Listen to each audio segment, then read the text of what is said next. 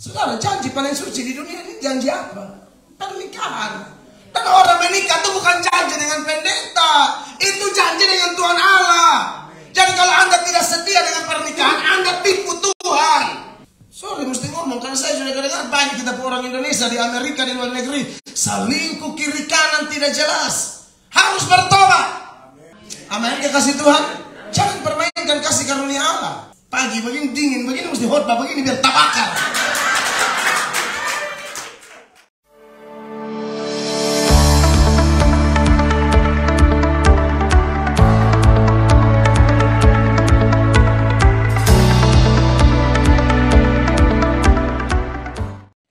Shalom. Puji Tuhan, Bapak Gembala, Bapak Tarni Gultom, Ibu dan anak-anak serta pengerja dan semua jemaat terkasih. Saya mengucap syukur karena kemurahan Tuhan.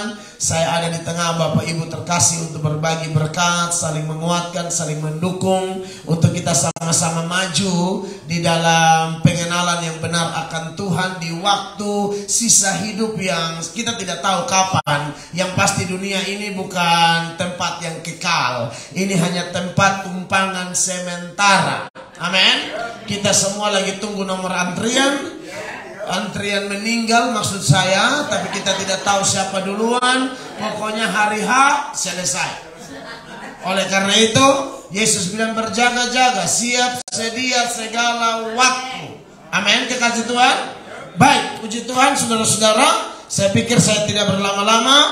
Saya mengajak Bapak Ibu jemaat, mari kita buka Alkitab kita dalam Galatia pasal 6 ayatnya yang ke-7. Galatia 6 ayatnya yang ke-7. Waktu Bapak Gembala WhatsApp saya minta tema apa, nats apa, saya kirimkan ayat ini ya Bapak Gembala ya. Galatia 6 ayat 7, mari dalam hitungan ketiga kita baca 1, 2, dan 3. Jangan sesat, Allah tidak membiarkan dirinya dipermainkan. Karena apa yang ditabur orang, itu juga yang akan dituainya. Bapak Ibu jemaat yang diberkati oleh Tuhan Yesus, dari Galatia 6 ayat 7 ini saya menyoroti satu tema, yaitu jangan permainkan kasih karunia Allah. Sekali lagi, jangan permainkan kasih karunia Allah. Kristen menganut doktrin salvation by grace. Amin. Keselamatan hanya karena anugerah. Kristen tidak percaya salvation by works, selamat karena usaha atau pekerjaan. Ya, dan puji Tuhan di bawah doktrin itu atau di atas doktrin itu lebih tepatnya, Kristen menjadi kuat. Kenapa saudara-saudara? Karena Kristen dididik kalau seseorang bisa selamat, mempunyai kepastian keselamatan, itu bukan karena usahanya, bukan karena perbuatannya, bukan karena amal ibadahnya, tapi semua semata-mata keputusan Tuhan, keputusan sepihak dari Allah. Amin, saudara-saudara. Jadi dengan demikian tidak ada orang Kristen yang bisa menyombongkan dirinya, menyombongkan pelayanannya, menyombongkan kerohaniannya, menyombongkan kontribusinya bagi pekerjaan Tuhan. Toh semua dari Allah dan kembali untuk Allah. Amin, saudara-saudara. Makanya kalau ada orang yang bekerja keras melayani Tuhan, jangan bilang saya melayani untuk selamat, saya beri perpuluhan untuk selamat, saya menabur untuk selamat, saya bantu panti asuhan supaya saya selamat. Itu ajaran sesat. Kristen tidak percaya selamat karena perbuatan baik. Makanya kalau kita belajar dari Efesus pasal 2 ayat 8 dan ayat 9. Ayat 8 bisa tunjukkan Efesus 2 ayat 8 dan ayat 9. Firman Allah berkata demikian. Saya lihat tadi pemain ayat cukup cepat. Oh, mungkin sudah disiapkan itu makanya cepat ya. Oh ya sorry. Efesus 2 ayat 8 dan 9. Saya akan, atau istri saya bisa baca buat saya nanti aja. Efesus 2 ayat 8 dan 9. Intinya ayat itu bilang begini, kamu diselamatkan karena kasih karunia. oleh karena iman bukan hasil usahamu. Jangan ada orang yang memegahkan diri. Amin, kekasih Tuhan. Makanya saya belajar dari Rasul Paulus. Rasul Paulus itu pelayanannya luar biasa. Hampir 2/3 perjanjian baru itu ditulis oleh Rasul Paulus. Pelayanannya dahsyat luar biasa. Buka gereja di mana-mana. Tantangan yang dia alami pun tantangan yang hebat, dahsyat, luar biasa. Bahkan dia pernah berkata, dibanding dengan Petrus, Yakobus, dan rasul-rasul yang lain, dia bilang, aku bekerja lebih keras daripada mereka semua. Tapi sekali-kali bukan aku, tetapi kasih karunia Allah yang ada di dalam aku. Nah, ini luar biasa.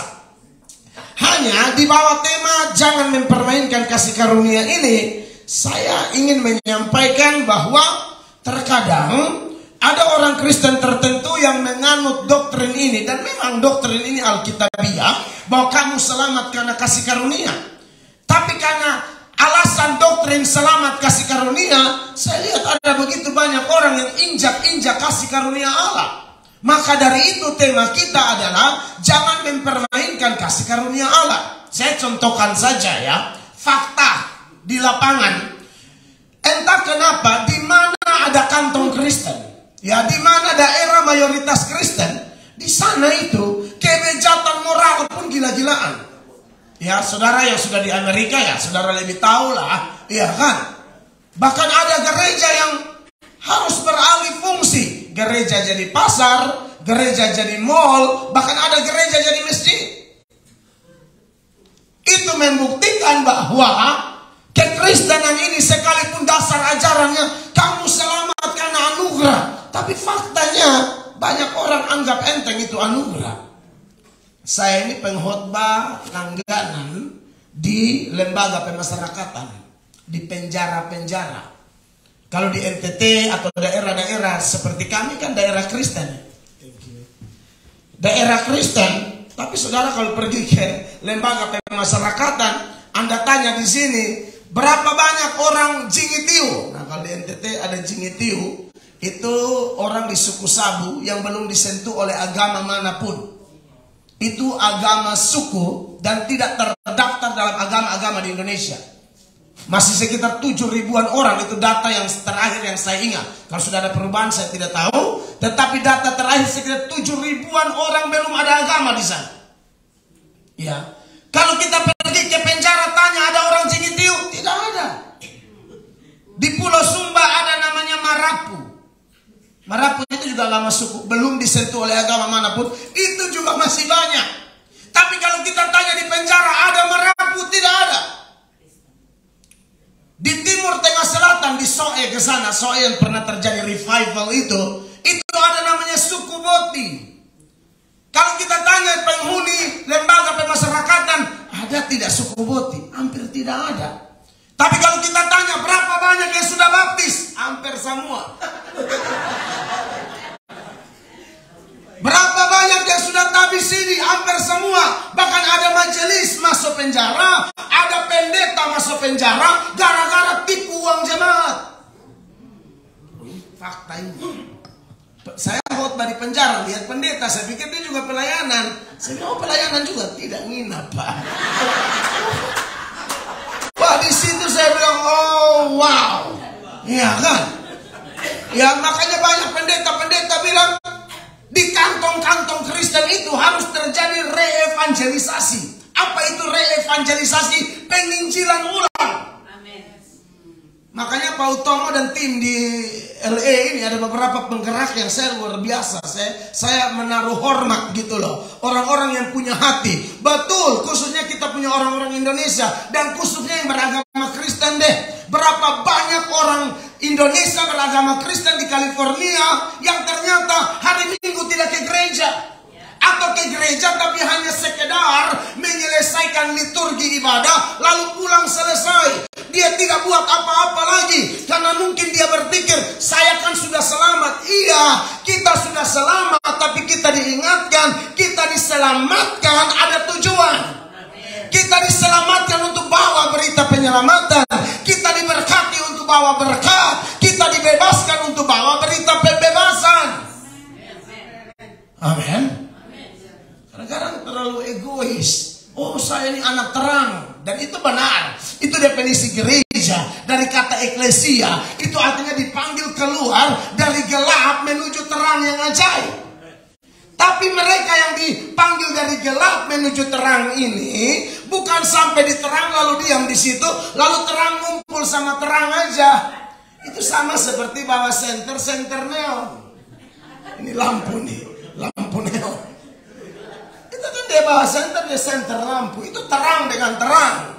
Kita yang dari gelap dibawa kepada terang yang ajaib. Jangan ada dalam terang lalu sibuk mengutuki kegelapan. Kita yang sudah diterangi ini, Tuhan memberi satu misi, yaitu missio Dei, misi Allah. Yesus sudah menyelesaikan itu di Golgota, tetapi dia curahkan Roh Kudus, lalu Roh Kudus dia pakai dan kita juga dia pakai. Amin.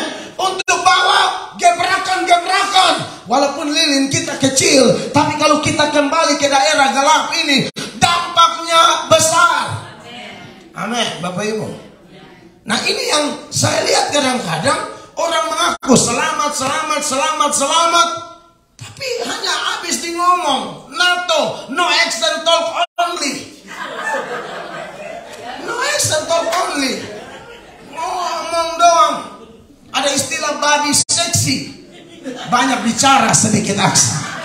Wah, kalau ngomong dia jagonya. Sing ada action.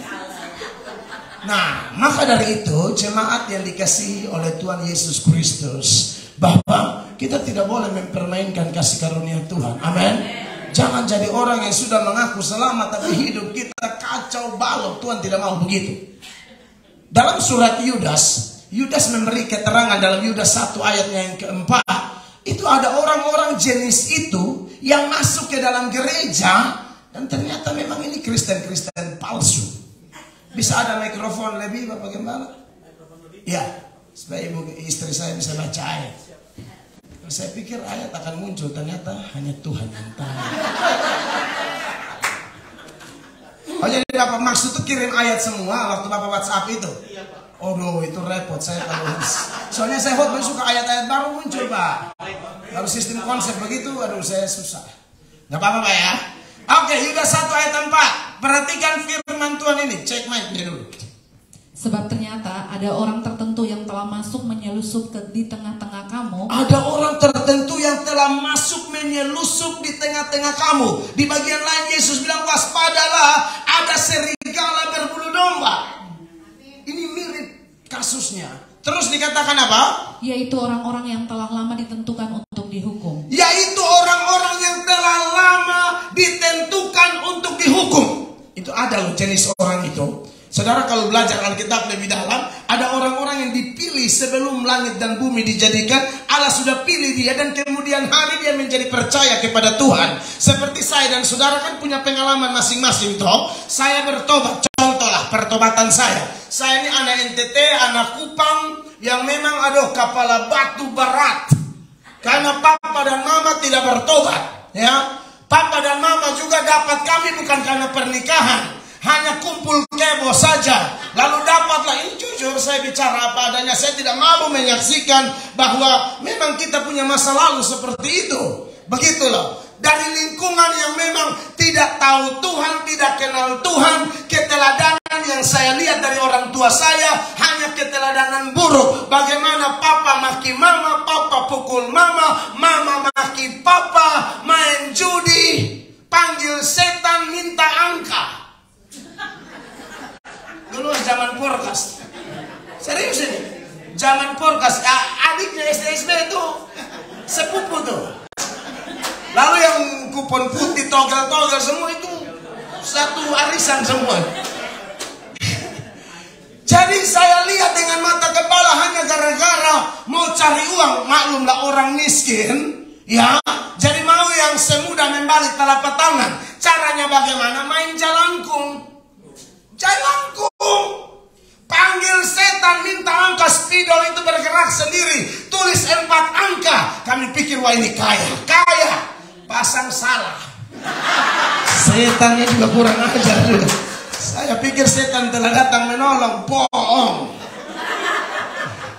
Nah, saudara-saudara yang diberkati oleh Tuhan Yesus, saya tidak mendapatkan keteladanan apa-apa. Hidup saya buruk sekali. Moralitas saya mengalami degradasi, dekadensi yang begitu luar biasa dalam perjalanan hidup saya. 8 kali ditangkap polisi, berkali-kali tusuk orang. Bahkan saya tusuk orang di muka gereja. Saya tikam dia 10 lubang. Sampai dia sudah berteriak, Tuhan Yesus tolong. Tapi saya tidak peduli. Saya hantam dia terus. Makanya kalau saudara ke NTT, ke Kota Kupang dengar Mel Atok bertobat, itu memang mengagetkan. Satu kali saya KKR, macet, tutup jalan raya. Tapi itu bukan karena saya bisa berkhotbah. Orang-orang tuh mau keluar untuk memastikan apakah si setan ini sudah bertobat betul atau tidak. Karena ayam mereka hilang, babi hilang, jemuran jangan tanya lagi, rata. Ya dulu kalau pakai sepatu baru, celana baru, itu pasti jemuran tetangga. Tapi kan yang ini sudah karena pelayanan. Jadi ada beberapa mata mencurigakan sekali ya. Haleluya. Saudara-saudara, jadi ada orang yang sebelum langit dan bumi diciptakan, Allah sudah memilih dia, dan kemudian hari dia punya pengalaman khusus, punya cerita khusus, dia bertobat. Seorang narapidana bebas dari penjara, teman akrab saya. Saya bebas tanggal 13 Januari 99, itu tangkapan terakhir itu. Karena saya sering tusuk orang kurang kan, akhirnya ditangkap juga. Saya pandai-pandainya tupai melompat, jatuh juga, dapat tangkap. Tapi ya itulah, kalau kita di sana kan bebas dari sel, itu bukan tambah insaf, itu tambah makan puji. Oh itu siapa mau korek, siapa mau ganggu, ini baru bebas nih. Lu salah beta bakar lu rumah, lu salah beta potong lu satu keluarga. Kayak gitu-gitu ngancam. Dan bukan hanya ngancam, memang kita bikin betul. Jadi itu shock terapi gila-gilaan di masyarakat.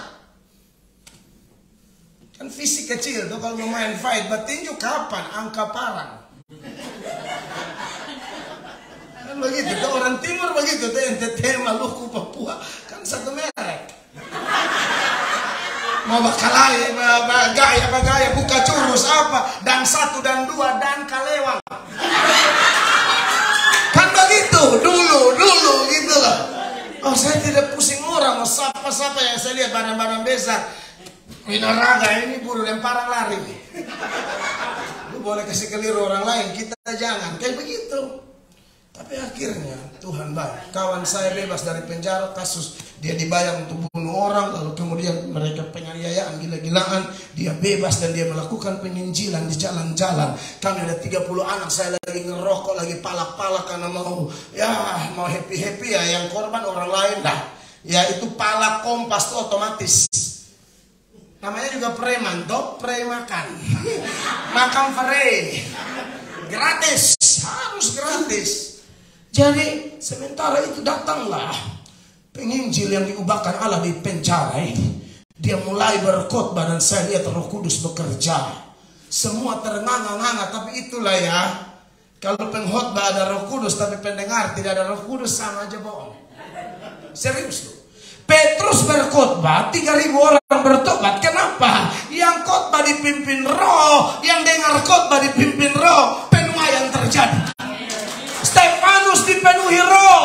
Roh yang sama yang memenuhi dan menguasai Petrus, roh yang sama menguasai Stefanus. Petrus khotbah, penuaian terjadi. Stefanus khotbah tidak. Petrus sekali khotbah 3.000 orang bertobat. Stefanus sekali khotbah mungkin 3.000 batu dilemparkan kepada dia dan dia mati tempat. Ya, saya berharap ini gereja apa? Indonesian Living Breath Church, right? Jemaat yang ada di sini, kalau pengkhotbah dipimpin Roh, jemaat dipimpin Roh, percayalah ibadah kita tidak sia-sia. Ada kuasa dalam ibadah orang Kristen. Sebab 2-3 orang berkumpul sepakat, Yesus ada di sini. Dan tidak ada sejarahnya Yesus ketemu orang lalu dia tidak merasakan apa-apa. Perjumpaan dengan Yesus selalu mendatangkan perubahan, selalu mendatangkan pertobatan, sukacita, damai sejahtera, pemulihan yang dahsyat dari pihak Allah. Amin. Singkat cerita, akhirnya melayani Tuhan sampai sekarang. Tapi ayat yang dibaca tadi, ini orang-orang yang ditentukan untuk dihukum. Ternyata ada yang dipilih, tapi ada juga yang ditentukan untuk dihukum. Baca sekali lagi, istri tercinta.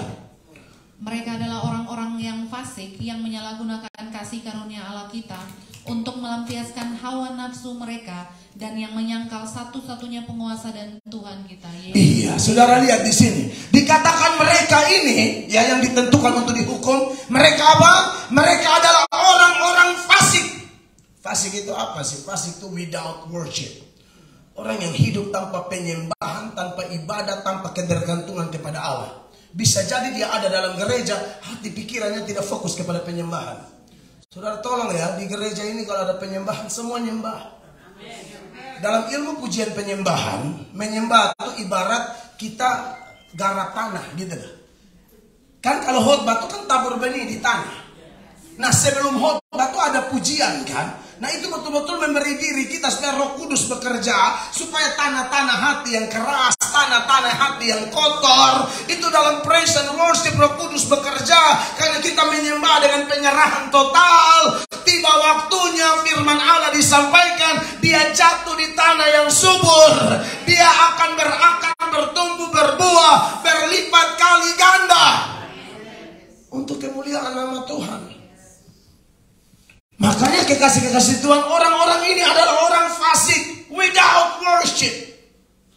Dan kemudian dikatakan yang menyalahgunakan kasih karunia sesuai tema kita. Mereka mempermainkan kasih karunia. Mereka ada dalam gereja tapi fasik. Mereka ada dalam gereja tapi menyalahgunakan kasih karunia Allah. Untuk apa? Perhatikan ini ayat. Untuk melampiaskan hawa nafsu mereka.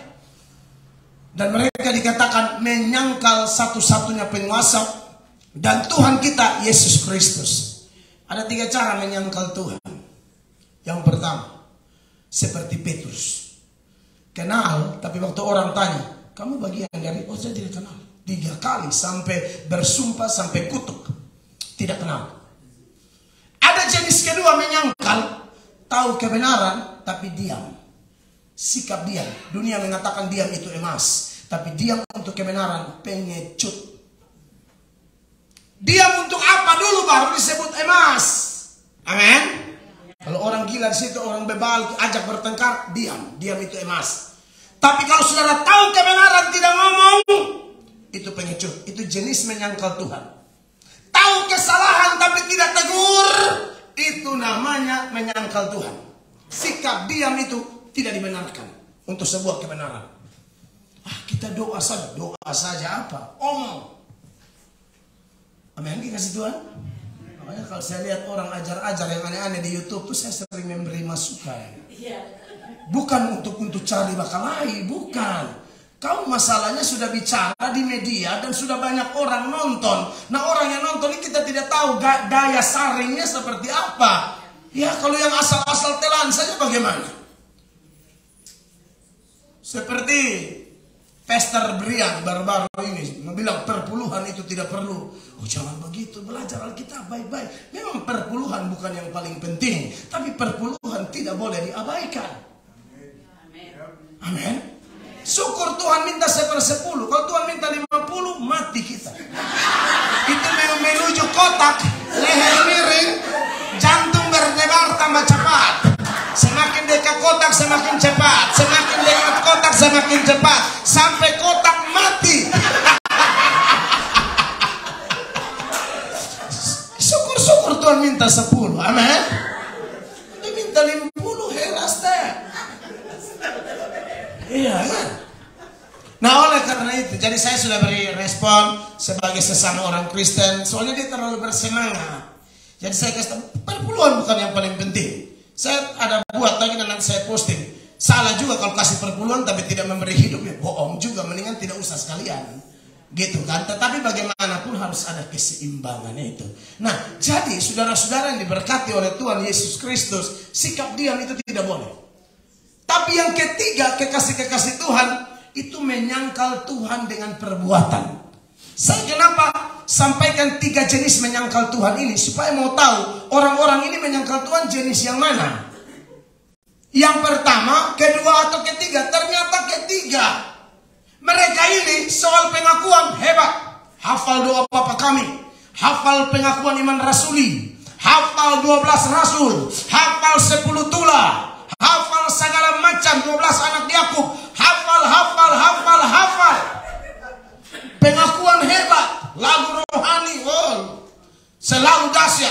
Ketemu orang bahasanya selalu rohani, ketemu langsung GBU. Orang balas GBI. Organisasi GBU, GBI, Hosana. Bahasanya tuh rohani, dikit-dikit haleluya, bla bla bla. Tapi kelakuannya parah-parah.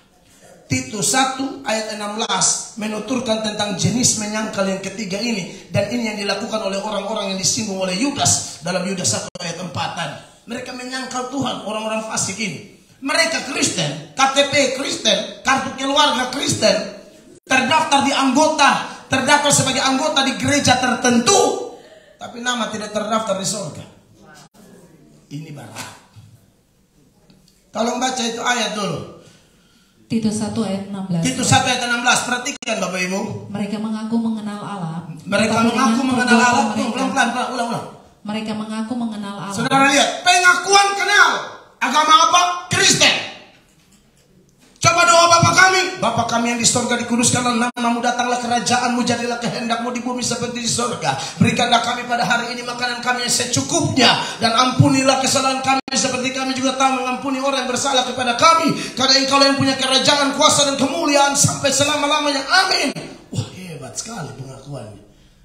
Ayat hafal Yohanes 3 ayat 16 mengalir kayak air. Tapi lihat dulu lanjutannya. Perhatikan. Tetapi dengan perbuatan mereka menyangkal Dia. Nah, itu masalah. Terus?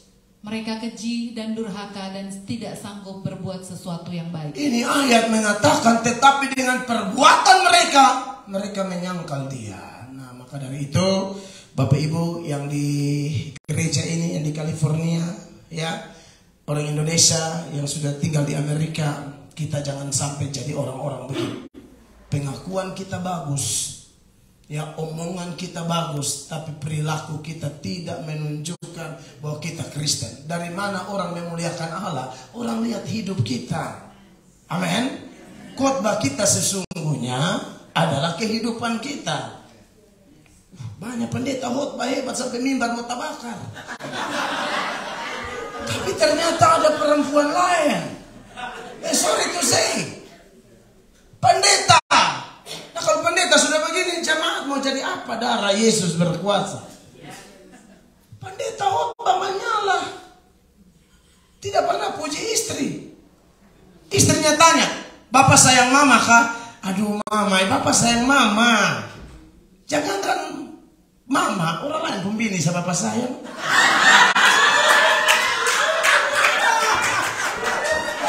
Bapak nggak sayang, jangankan mama, pokoknya semua mama Bapak sayang. Kurang ajar Bapak begini. Bapak begini ini harus doa biar Tuhan angkat dia cepat.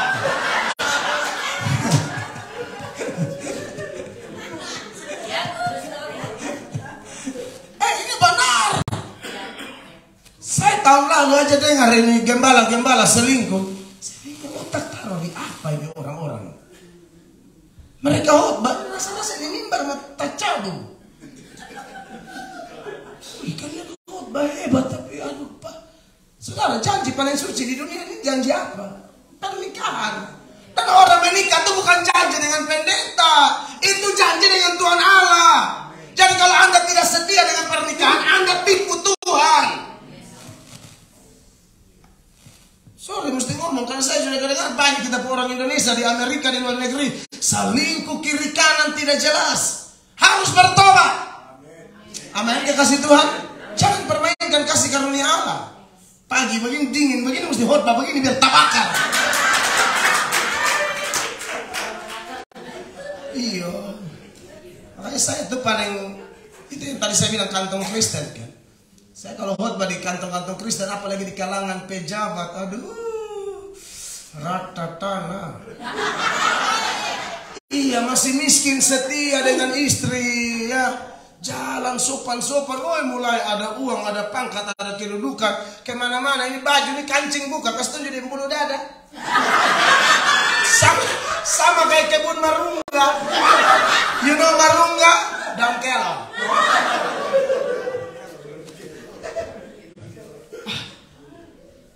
Bertontonkan sesuatu yang tidak jelas. Makanya saya tahu kok banyak juga pejabat-pejabat tidak suka saya. Tapi bagaimana, saya hamba Tuhan Yesus. Saya mau lebih jaga perasaan siapa. Galatia 1 ayat 10. Tolong baca itu ayat. Galatia 1 ayat 10. Paulus ingatkan di sana bahwa saya mau lebih jaga perasaan siapa. Kalau saya lebih jaga perasaan manusia dibanding perasaan Allah, lebih jaga kesukaan manusia dibanding kesukaan Allah, aku bukan hamba Tuhan Yesus. Perhatikan ayat ini. Jadi bagaimana sekarang? Adakah ku cari kesukaan manusia atau kesukaan Allah? Ya. Adakah ku coba berkenan kepada manusia? Sekiranya aku masih mau mencoba berkenan kepada manusia, maka aku bukanlah hamba Kristus. Aku bukanlah hamba Kristus. Mau hafal ayat ke pengakuan apa ke mau bahasa roh, mulai pegang mic, lepas mic, buang mic, bahasa roh terus. Tetapi kalau tidak bertobat, neraka. Bukankah Yesus sendiri bilang pada akhir zaman orang akan datang berseru, Tuhan, Tuhan, aku bernubuat demi namamu. Tuhan, Tuhan, aku usir setan demi namamu. Tuhan, Tuhan, Tuhan, aku bikin mujizat demi namamu. Tapi Yesus bilang pada waktu itu aku akan berterus terang kepada mereka dan aku berkata, aku tidak pernah mengenal engkau. Enyalah kamu sekalian pembuat kejahatan. Kita bersyukur bahwa kasih karunia diberikan kepada kita. Amin. Dan tanda bahwa betul-betul orang itu mendapatkan kasih karunia akan kelihatan dari kehidupannya. Karena kasih karunia bukan saja menyelamatkan, tapi melahirkan karakter Kristus dalam diri saya dan saudara. Jadi kalau ada orang mengaku sudah selamat, tapi karakternya buruk, sesungguhnya dia tidak pernah selamat. Kalau ada orang bilang sudah selamat, tapi kesaksiannya hanya menjadi batu sandungan, sesungguhnya dia hanya beriman di mulut dan di otak. Dia tidak ada meterei Roh Kudus. Kalau ada meterei Roh Kudus beda. Yang pertama pengakuannya kuat, dan yang kedua karakternya kuat. Ada keseimbangan, ada integritas. Apa yang dia pikirkan, apa yang dia katakan, selaras dengan apa yang dia lakukan. Itu namanya integritas. Sudah kurang begitu sekarang. Makanya saya ini sengaja khotbah keras. Tujuannya apa Bapak Ibu? Supaya orang awasi saya. Lu sudah ngomong toh? Iya kan begitu? Kau sudah ngomong toh? Jadi orang tidak tahu apa tujuan khotbah saya. Salah satunya adalah supaya diri saya ditelanjangi juga. Karena kita ini suratan yang terbuka dibaca oleh semua orang. Banyak orang khotbah main aman. Oh saya tidak bisa. Mau Amerika mau mana-mana tidak ada. Amin. Meratakan. Ya ini sudah warna saya. Saya tidak bisa hanya karena permintaan panitia Pak. Tolong ya. Ada saya diundang di Natalan. Ini yang Natalan ini bisnis prostitusi di salah satu daerah. Saya tahu masalahnya, bukan tidak tahu ini. Ya ini kalau main aman pasti pulang amplop tabal. Tabal. Iya toh? Kan anak-anak butuh uang susu juga toh? Iya toh? Saya juga butuh uang listrik. Kan begitu kalau main aman tabal ini. Tapi saya tidak bisa begitu. Lalu panitia yang datang bilang, Pak bisakah Pak nanti jangan singgung ini. Oh cari pendeta lain. Saya tidak bisa, ini saya tidak bisa tidak ngomong. Ini kesempatan saya jarang ketemu dia. Dan kalau berlaku sebagai pengkhotbah Tuhan, siapa mau komplain? Hantam kasih rata, pulang tidur nyenyak.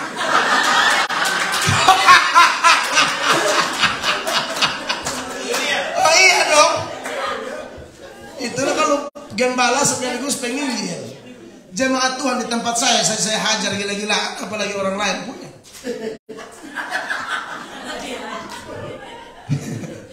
Akhirnya saudara-saudara mereka rayu-rayu dan jangan omong. Kalian jangan atur saya. Kalau mau jadi, tidak jadi. Oh jadi, oke jadi. Dan memang itu Ayatnya di lain, tapi saya hantam di lain. Itu khotbah Natal hubungan apa sama persinahan? Tapi ada hubungan juga kan? Kan Maria tidak disentuh laki-laki. Iya dong. Tahu-tahu hamil. Ya, saya bilang Maria yang sekarang darah Yesus berkuasa.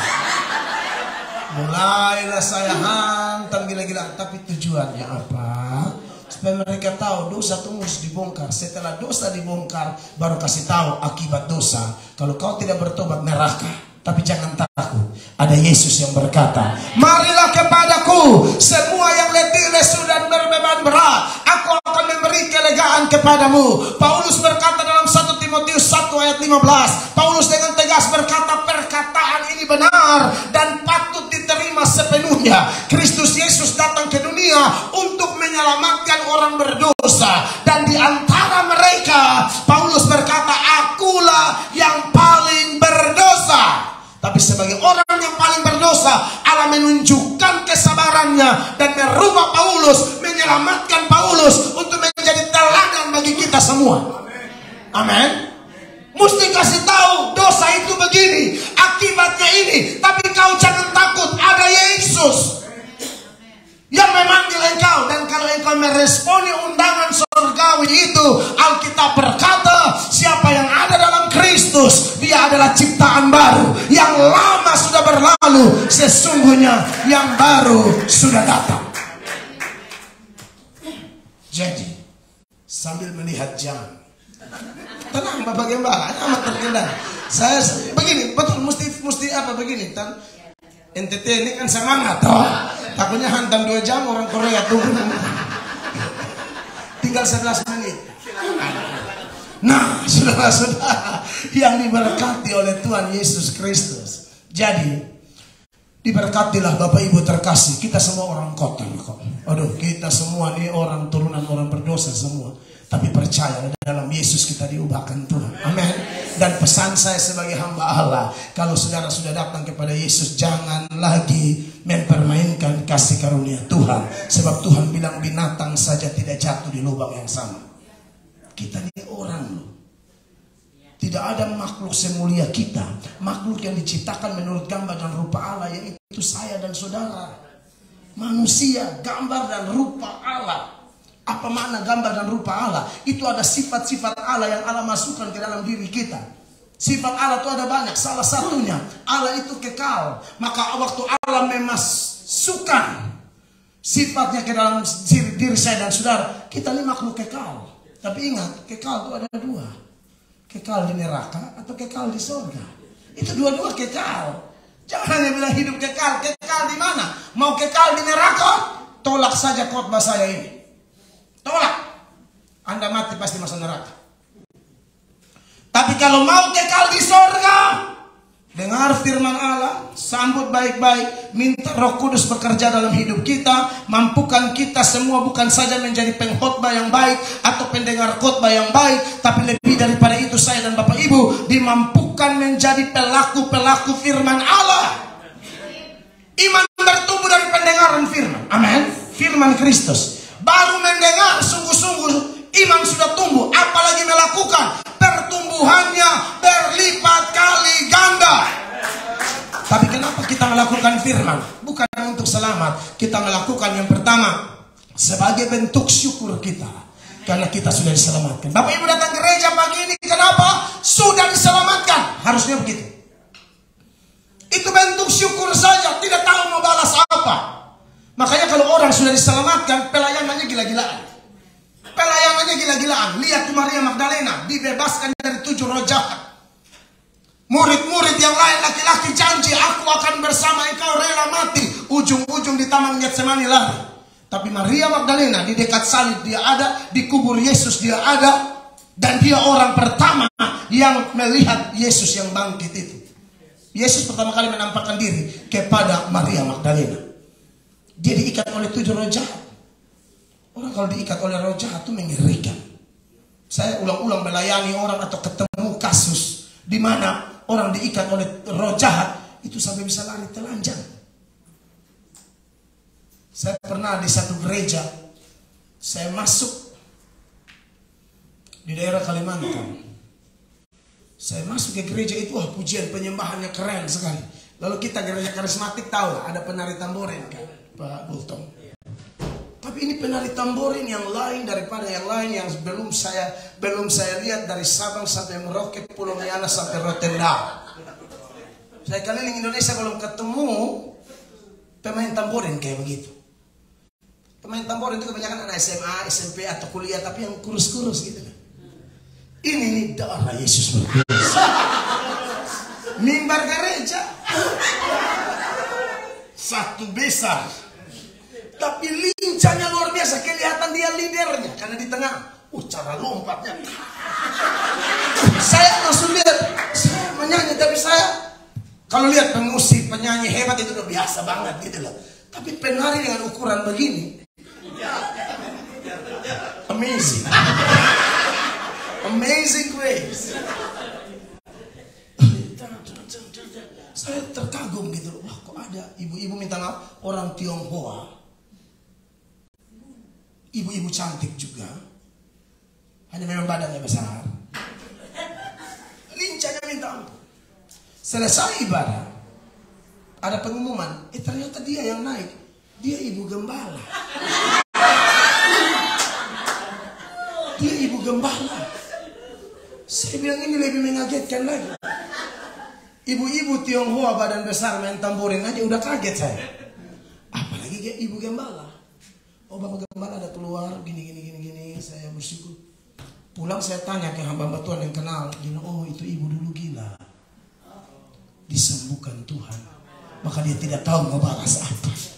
Maka dia bilang tidak harus mau tamborin pun biar saya ibu gembala. Gerejanya bukan main-main. Gereja 3 atau 4 kali ibadah. Dahsyat multiplikasi di kota itu. Dia disembuhkan oleh Tuhan melalui pelayanan siapa? Suaminya. Suaminya layani dia waktu itu belum pacaran. Sembuh. Terjadilah kuts-kuts hotai. Maksudnya setelah sembuh jatuh cinta. Jatuh cinta. Itu kan keren banget tuh. Itu cinta luar biasa tuh. Maka mereka merit. Buka gereja. Dahsyat itu gereja.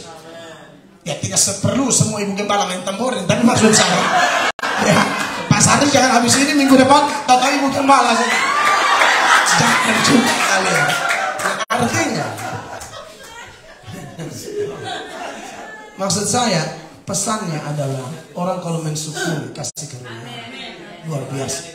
Oh, mungkin Bapak Ibu menatap saya dan berkata, syukur ya saya tidak kerasukan setan jadi tidak lari telanjang-telanjang.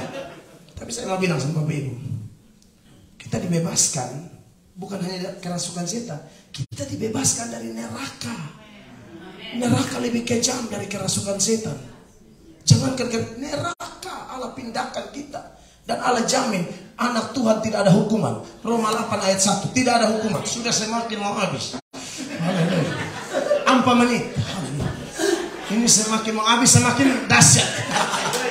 Roma 8 ayat 1, perhatikan ini ayat. Demikianlah sekarang tidak ada penghukuman bagi mereka yang ada di dalam Kristus Yesus. Saudara mendengar ayat ini bagaimana? Bukankah kita harus bangkit melayani dia, memberitakan Injil, bantu gembalamu? Apa yang bisa dilakukan di gereja ini, apa yang bisa dilakukan bagi orang percaya di California dan sekitarnya, lakukan sebagai bentuk syukur kita, bentuk cinta kita, bukti iman kita, kesaksian kita, dan pasti ada upah di surga. Kiranya khotbah yang sederhana ini memberkati Bapak Ibu sekalian. Beri tepuk tangan yang meriah bagi Tuhan Yesus. Mari kita berdiri bersama-sama.